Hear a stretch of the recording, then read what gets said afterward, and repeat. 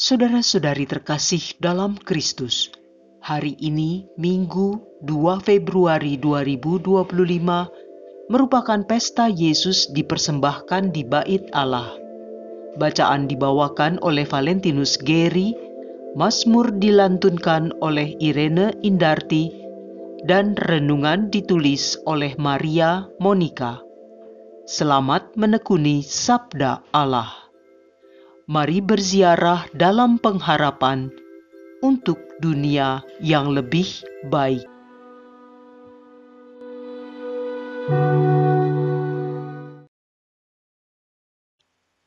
Dalam nama Bapa dan Putra dan Roh Kudus. Amin. Allah Bapa yang Maha Agung, hari ini kami kenang persembahan diri Putramu di Bait-Mu yang kudus. Dengan rendah hati kami mohon, sucikanlah hati dan budi kami, agar kami terus mengusahakan diri menjadi persembahan yang pantas bagimu. Demi Kristus, Tuhan dan pengantara kami. Amin. Bacaan dari Nubuat Maleaki, bab 3 ayat 1-4. Beginilah firman Tuhan semesta alam. Lihat, aku menyuruh utusanku supaya ia mempersiapkan jalan di hadapanku. Tuhan yang kamu cari itu dengan mendadak akan masuk ke Bait-Nya. Malaikat perjanjian yang kamu kehendaki itu, sesungguhnya ia datang. Siapakah yang dapat tetap berdiri apabila ia menampakkan diri? Sebab ia laksana api tukang pemurni logam, dan seperti sabun tukang pemenatu. Ia akan duduk seperti orang yang memurnikan perak, dan ia mentahirkan orang Lewi, menyucikan mereka seperti emas dan seperti perak, supaya mereka menjadi orang-orang yang mempersembahkan korban yang benar kepada Tuhan. Maka persembahan Yehuda dan Yerusalem akan menenangkan hati Tuhan seperti pada hari-hari dahulu kala dan seperti tahun-tahun yang sudah-sudah. Demikianlah sabda Tuhan.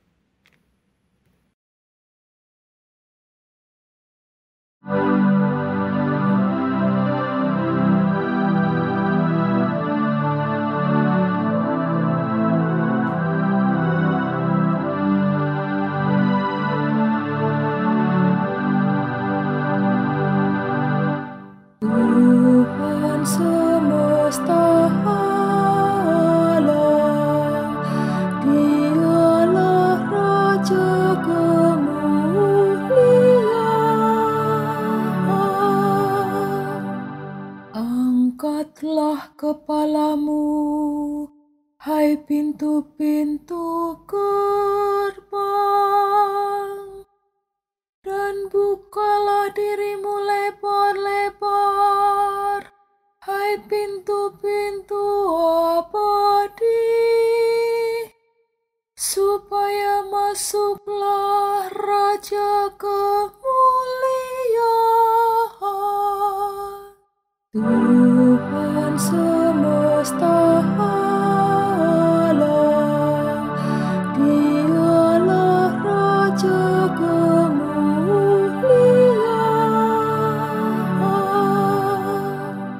Siapakah itu Raja kemuliaan? Tuhan yang jaya dan perkasa, Tuhan yang perkasa dalam peperangan. Tuhan semesta alam, Dialah Raja kemuliaan.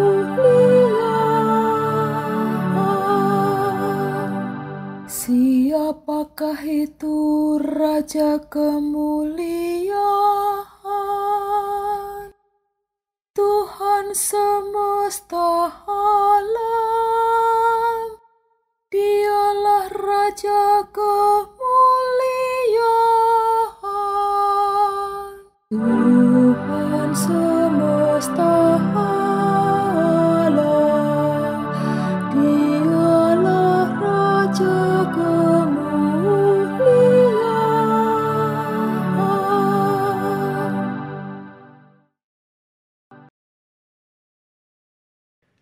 Bacaan dari surat kepada orang Ibrani, bab 2, ayat 14-18. Saudara-saudara, orang-orang yang dipercayakan Allah kepada Yesus adalah anak-anak dari darah dan daging. Maka Yesus menjadi sama dengan mereka dan mendapat bagian dalam keadaan mereka, supaya oleh kematiannya Ia memusnahkan iblis yang berkuasa atas maut, dan supaya dengan jalan demikian Ia membebaskan mereka yang seumur hidupnya berada dalam perhambaan oleh karena takutnya kepada maut. Sebab sesungguhnya bukan malaikat-malaikat yang Ia kasihani, tetapi keturunan Abraham. Itulah sebabnya dalam segala hal Yesus harus disamakan dengan saudara-saudaranya, supaya Ia menjadi imam agung yang menaruh belas kasihan, yang setia kepada Allah untuk mendamaikan dosa seluruh bangsa. Karena Ia sendiri telah menderita karena pencobaan, maka Ia dapat menolong mereka yang dicobai. Demikianlah sabda Tuhan.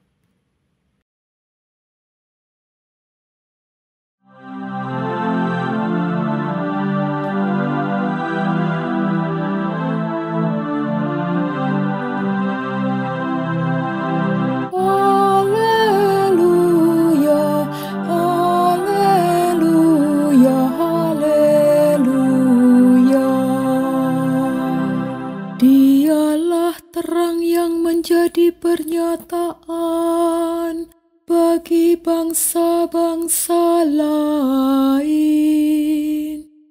dan menjadi kemuliaan bagi umat-Mu Israel. Haleluya, haleluya, haleluya.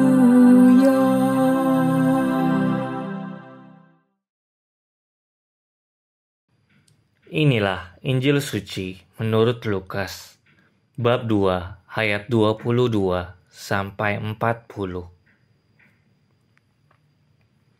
Ketika genap waktu pentakhiran menurut hukum Taurat Musa, Maria dan Yosef membawa anak Yesus ke Yerusalem untuk menyerahkannya kepada Tuhan. Seperti ada tertulis dalam hukum Tuhan, semua anak laki-laki sulung harus dikuduskan bagi Allah. Juga mereka datang untuk mempersembahkan korban menurut apa yang difirmankan dalam hukum Tuhan, yaitu sepasang burung tekukur atau 2 ekor anak burung merpati. Waktu itu adalah di Yerusalem seorang bernama Simeon.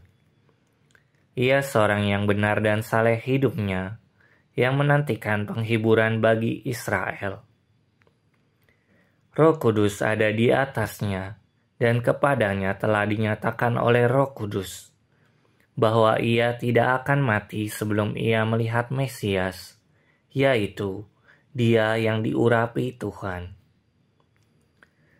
Atas dorongan Roh Kudus, Simeon datang ke bait Allah. Ketika anak Yesus dibawa masuk oleh orang tuanya untuk melakukan kepadanya apa yang ditentukan hukum Taurat, Simeon menyambut anak itu dan menatangnya sambil memuji Allah, katanya, "Sekarang Tuhan, biarkanlah hamba-Mu ini pergi dalam damai sejahtera sesuai dengan firman-Mu. Sebab mataku telah melihat keselamatan yang daripada-Mu, yang telah Engkau sediakan di hadapan segala bangsa, yaitu terang yang menjadi penyataan bagi bangsa-bangsa lain dan menjadi kemuliaan bagi umat-Mu Israel." Yusuf dan Maria amat heran akan segala sesuatu yang dikatakan tentang anak Yesus. Lalu Simeon memberkati mereka dan berkata kepada Maria, ibu anak itu, "Sesungguhnya anak ini ditentukan untuk menjatuhkan atau membangkitkan banyak orang di Israel, dan untuk menjadi suatu tanda yang menimbulkan perbantahan, dan suatu pedang akan menembus jiwamu sendiri, supaya menjadi nyata pikiran hati banyak orang. Ada juga di situ seorang nabi perempuan, anak Fanuel dari suku Asher, namanya Hana. Ia sudah sangat lanjut umurnya. Sesudah menikah, ia hidup 7 tahun bersama suaminya, dan sekarang ia sudah janda, berumur 84 tahun. Ia tidak pernah meninggalkan bait Allah, dan siang malam beribadah dengan berpuasa dan berdoa. Pada saat anak Yesus dipersembahkan di bait Allah, Hana pun datang ke bait Allah dan bersyukur kepada Allah, serta berbicara tentang anak Yesus kepada semua orang yang menantikan kelepasan untuk Yerusalem. Setelah menyelesaikan semua yang harus dilakukan menurut hukum Tuhan, kembalilah Maria dan Yusuf serta anak Yesus ke kota kediamannya, yaitu kota Nazaret di Galilea. Anak itu bertumbuh besar dan menjadi kuat, penuh hikmat, dan kasih karunia Allah ada padanya. Demikianlah sabda Tuhan.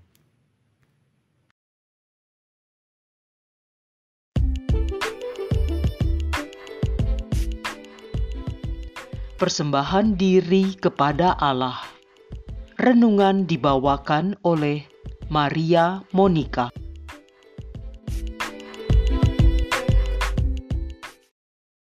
Kita sering mendengar dalam percakapan sehari-hari, orang suka mengatakan, Bapak Anu adalah orang yang sudah selesai dengan dirinya.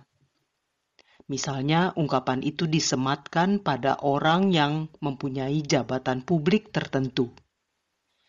Saking cukup seringnya mendengar itu, aku jadi bertanya-tanya, apa sih maksud sudah selesai dengan dirinya?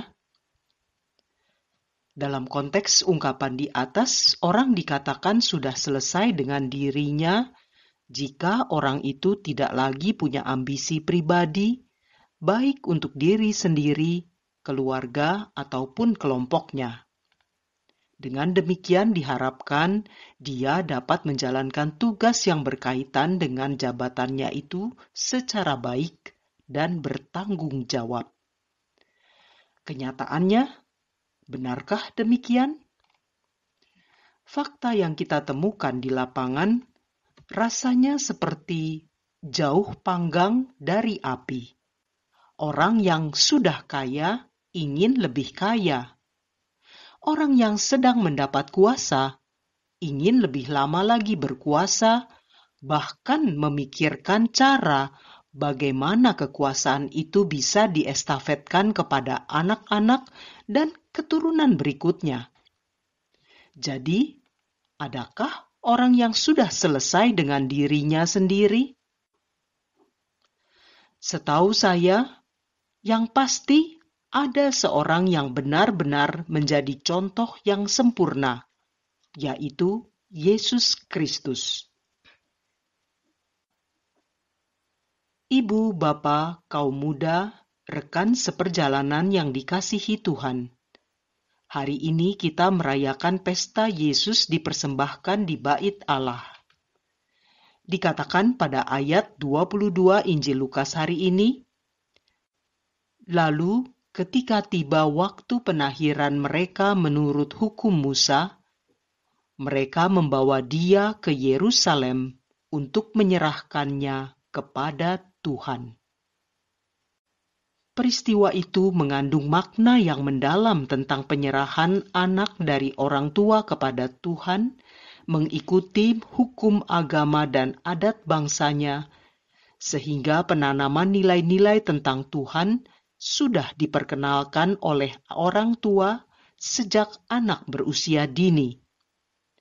Penyerahan itu juga merupakan ungkapan hati yang memohon agar Tuhan menjaga dan melindungi anaknya dan sekaligus menghadiahkan anak itu kepada Tuhan untuk menjadi alatnya melalui hidup dan karyanya. Ya, seluruh hidup Yesus dipersembahkan kepada Allah seutuhnya. Persembahan diri ini membuat Yesus benar-benar menjadi seorang yang sudah selesai dengan dirinya. Saya jadi tertarik untuk mendalami arti frasa tersebut melalui beberapa artikel yang intinya dikatakan begini. Orang yang sudah selesai dengan dirinya adalah orang yang sudah bisa berdamai dengan diri sendiri, mampu mengontrol ego dan ambisi, mempunyai tujuan hidup yang jelas yang bukan hanya untuk diri sendiri, mampu menumbuhkan cinta tanpa syarat, dan menerima kelebihan dan kekurangan diri. Itu beberapa saja yang saya catat. Saya merenungkan Yesus bahkan melampaui itu semua. Kita ingat kata-kata Yesus menjelang wafatnya di salib. Sesudah minum anggur asam, Yesus berkata, "Sudah selesai." Ya, ia telah menuntaskan tujuan hidupnya. Melalui peringatan pesta Yesus dipersembahkan di Bait Allah hari ini, kita diingatkan untuk memelihara kesalehan di tengah keluarga kita masing-masing. Sebagai orang tua, apakah kita terus berusaha memberikan teladan iman yang benar kepada anak-anak, serta membawa dan mendekatkan mereka kepada Tuhan seperti yang dilakukan oleh Bunda Maria dan Bapak Yusuf? Orang tua adalah contoh konkret bagi anak-anak untuk mengenal dan mencintai Tuhan. Apakah orang tua memperhatikan sakramen-sakramen yang seharusnya diterima oleh anak-anak yang merupakan sarana untuk pertumbuhan iman mereka? Orang tua juga diingatkan untuk menjadi pendoa yang tekun bagi anak-anaknya. Lalu bagaimana dengan kaum muda sebagai seorang anak? Secara khusus kaum muda diundang untuk mensyukuri dan semakin menyadari rahmat keselamatan yang telah diberikan oleh Tuhan melalui putranya Yesus Kristus melalui pembaptisan yang telah mereka terima. Hiduplah sebagai pribadi yang telah dipersembahkan kepada Allah dengan memelihara kemurnian hati dan budi. Dengan demikian, kita boleh berharap menjadi anak-anak yang akan bertambah besar dan menjadi kuat, penuh hikmat, dan kasih karunia Allah ada padanya. Marilah berdoa. Allah Bapa yang Maha Kasih, Engkau telah memberikan kami nafas kehidupan yang kami syukuri setiap saat. Berilah kami kerendahan hati dan mampukan kami untuk menjaga kemurnian pikiran dan raga kami, sehingga suatu saat seperti Simeon, kami pun boleh menyongsong Yesus Kristus Putramu dan beroleh hidup yang kekal. Sebab dialah putramu terkasih yang bersama dikau dalam persekutuan Roh Kudus, Allah sepanjang masa. Amin. Dalam nama Bapa dan Putra dan Roh Kudus. Amin.